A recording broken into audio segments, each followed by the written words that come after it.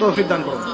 আর সর্বশেষ কথা হচ্ছে, এই উম্মতের নারীদের জন্যই নবী সাল্লাল্লাহু আলাইহি ওয়াসাল্লাম 4টা কাজের সুসংবাদ দিয়েছেন।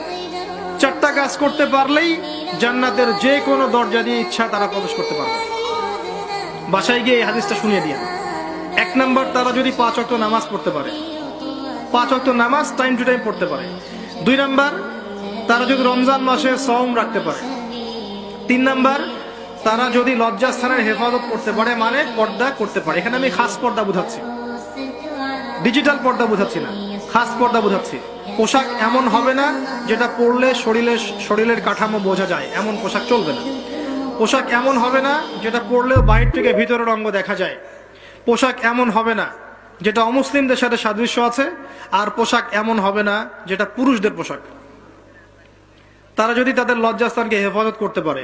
আর 4 নাম্বার, যদি স্বামীর আনুগত্য করতে পারে। এই 4টা কাজ যে নারী করতে পারবেন, ইনশাআল্লাহ জান্নাতের যে কোনো দরজা দিয়ে ইচ্ছা প্রবেশ করতে পারবেন ইনশাআল্লাহ তাআলা।